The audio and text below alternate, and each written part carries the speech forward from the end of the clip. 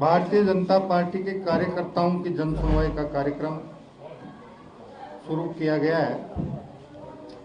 आज लगभग 150 कार्यकर्ता अपने अपने शिकायत या अपने अपने व्यथा लेकर आए हैं। आधे से ज़्यादा को सुन लिया गया है और जब तक हम हमारे अंतिम कार्यकर्ता को नहीं सुन लेंगे तब तक हम प्रदेश कार्यालय से बाहर नहीं जाएंगे। आम जन की जन सुनवाई हम रोज़ जब जयपुर में उपलब्ध होते हैं तो हमारे आवास पर करते हैं और बाकी समय में कोई अगर सचिवालय में आता तो सचिवालय में सुनवाई कर लेते हैं। लेकिन माननीय मुख्यमंत्री जी और माननीय प्रदेश अध्यक्ष जी ने भारतीय जनता पार्टी के कार्यकर्ताओं की सुनवाई के लिए भारतीय जनता पार्टी के प्रदेश कार्यालय में कार्यक्रम की शुरुआत करवाई है। आज माननीय दिया जी, माननीय उप मुख्यमंत्री राजस्थान और मैं दोनों ने मिलकर कार्यकर्ताओं की सुनवाई की है। अभी मेरे हिसाब से हॉल में 50-60 कार्यकर्ता बिना सुनवाई के रहे हैं। बीच में आप लोगों की बातचीत करने के लिए मैं जन सुनवाई छोड़कर इधर आया हूँ। जन सुनवाई करके जब तक हम अंतिम कार्यकर्ता को नहीं सुन लेंगे तब तक जन सुनवाई कार्यक्रम जारी रहेगा। वैसे किस तरह की सुनवाई में समस्याएं ज़्यादातर आएगी? किस तरह की? देखिए, अलग अलग तरह की शिकायतें हैं। कुछ विकास से संबंधित हैं, कुछ अतिक्रमण से संबंधित हैं, कुछ सरकारी कार्यालयों द्वारा समय पर काम करने से संबंधित हैं और कुछ कर्मचारी अधिकारियों के प्रति शिकायत से संबंधित हैं। तो जिस जिस प्रकार की शिकायतें आ रही हैं, सामान्यतः हम संबंधित अधिकारी को, संबंधित विभाग को भेजकर पहले उनसे उनकी टिप्पणी प्राप्त कर रहे हैं और टिप्पणी प्राप्त करने के बाद कार्यकर्ता की शिकायत क्या थी, किसी कार्यालय अधिकारी से क्या जवाब आया है, उसका अध्ययन कर अगर किसी अधिकारी कर्म या किसी कार्यालय ने गलत सूचना प्रेषित की है तो हम उसके मुताबिक आगे की कार्रवाई करेंगे। और अगर किसी अधिकारी या कार्यालय ने शिकायत के मुताबिक वास्तविक तथ्य हमारे सामने प्रस्तुत कर दिए तो उस पर सरकार के स्तर पर जो निर्णय होने वाला है उसको हम सरकार के स्तर पर संबंधित माननीय मंत्री महोदय से अनुरोध करके निर्णय करवाएंगे और जो अधिकारी स्तर पर निर्णय होना है हम संबंधित अधिकारी को निर्देशित कर अधिकारी के स्तर पर उसका निर्णय करेंगे। कार्यकर्ताओं की भीड़ उमड़ रही है, लगता नहीं कि समस्याएं बहुत ज्यादा हैं, लोग परेशान हैं, इसलिए भीड़ इतनी उमड़ रही है? कार्यकर्ता से देखिए, कार्यकर्ता आम जन के बीच रहता है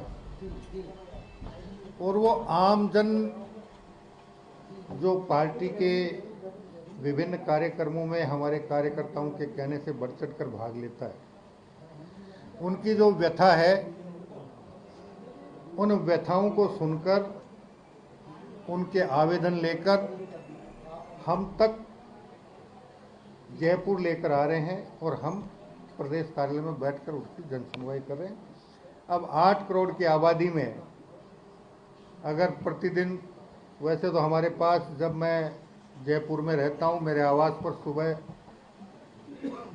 100 से लेकर 200-250 तक विभिन्न प्रकार की शिकायतों के समूह में लोग आते हैं, उनको भी सुनते हैं। लेकिन जो आम गरीब आदमी दूरस्थ स्थान पर निवास कर रहा है और जयपुर आने तक की उसकी स्थिति नहीं है, उस आम जन की पीड़ा को हमारे कार्यकर्ताओं के माध्यम से हम तक पहुंचाने का एक कार्यक्रम भारतीय जनता पार्टी के माननीय मुख्यमंत्री जी और प्रदेश अध्यक्ष जी ने शुरू किया। चुनाव ही नहीं होंगे, ऐसी स्थिति पैदा हो जाएगी। देखिए, उनके पेट में क्या क्या दर्द है मुझे पता नहीं है। न तो मैं चिकित्सक हूँ, न वैद्य हूँ, न हकीम हूँ। बोल रहा था। पीएम मोदी जी के नेतृत्व में जो योग का अभियान चल रहा है, राजस्थान ने उसमें बहुत अच्छी प्रगति की है। आपके नेतृत्व में 2 बार विश्व रिकॉर्ड कायम हुए हैं। आगे सोनिया जी वैसे रह गई, तो अब आगे कैसे योजना क्रियान्वित करेंगे? देखिए, योग भारत की पुरातन विद्या थी। समय के थपेड़ों ने उसको अंधेरों में गुम कर दिया था। पिछले कुछ वर्षों में वापस दुनिया योग क्रिया की तरफ प्रवृत्त हुई है और भारत का ये सौभाग्य है कि हमारे आदरणीय प्रधानमंत्री जी ने भारतीय योग क्रिया को अंतर्राष्ट्रीय स्तर पर मान्यता दिलवाई और एक योग दिवस की तारीख की घोषणा करवाई। ये लोकल बॉडीज के इलेक्शन में एजुकेशनल क्वालिफिकेशन और बच्चों का कोई नियम लागू करने की योजना है क्या? विचार मंथन चल रहा है, सभी पक्षों से इस दिशा में राय ली जा रही है और राय लेने के बाद सरकार माननीय मुख्यमंत्री जी के विचार विमर्श के बाद जो भी उचित होगा वो निर्णय लिया जाएगा। मंत्री जी कल एक बिल्डिंग गिर गई, अपने शहरी सेवा शिविर लगे थे, कहाँ गिर गई? में गिरी नहीं, गिरवाई गई थी। बिल्डर जो ये बिल्डिंग बना रहे हैं, आप परमिशन दे देता है डिपार्टमेंट बनाने की, पर किस क्वालिटी की होनी चाहिए उसके ऊपर भी अब आप सख्ती बरतेंगे क्या? बिल्कुल सख्ती बरती, तब तो उस भवन को गिराया गया है और जिस भी आर्किटेक्ट ने और इंजीनियर ने उसके कागजात तैयार करके नगर निगम से स्वीकृति ली थी उसके खिलाफ भी कार्रवाई हुई। कई फर्जीवाड़े चल रहे सरकार में। शहरी सेवा शिविर लग रहे हैं, पिछली बार लगे तो उसमें जो रेस्पॉन्स सरकार चाहती थी संतुलन नहीं आए हैं, तो अब क्या मतलब जिन लोगों ने वहाँ समस्याओं को लगाया था, आवेदन लगाए थे, उनको लेके सरकार कैसे निपटाएगी? शहरी सेवा शिविर में अभी जो हम दोबारा से फॉलोअप कैंप लगा रहे हैं उसमें शहरी सेवा शिविर के समय जितने ऑनलाइन आवेदन प्राप्त हुए हमने सभी संबंधित निकायों के अधिकारियों को निर्देशित कर दिया है कि जितने भी ऑनलाइन आवेदन नियमानुकूल हैं उनका निस्तारण फॉलोअप शिविर के माध्यम से निश्चित रूप से हो और जो आवेदन नियमानुकूल नहीं है उसका कारण प्रदर्शित करते हुए संबंधित को सूचित कर दिया। सर, फर्जीवाड़े चल रहे हैं सरकारी डिपार्टमेंटों में, किसी के नाम से फिटनेस और सर्टिफिकेट बनाए जा रहे हैं, अन्य जो आदमी है ही नहीं वहाँ पर उनके सर्टिफिकेट बनाए जा रहे हैं, क्या कहते हैं? मुख्यमंत्री जी के नाम का फिटनेस बन गया। फिटनेस अब देखिए, ये सृष्टि जब से शुरू हुई है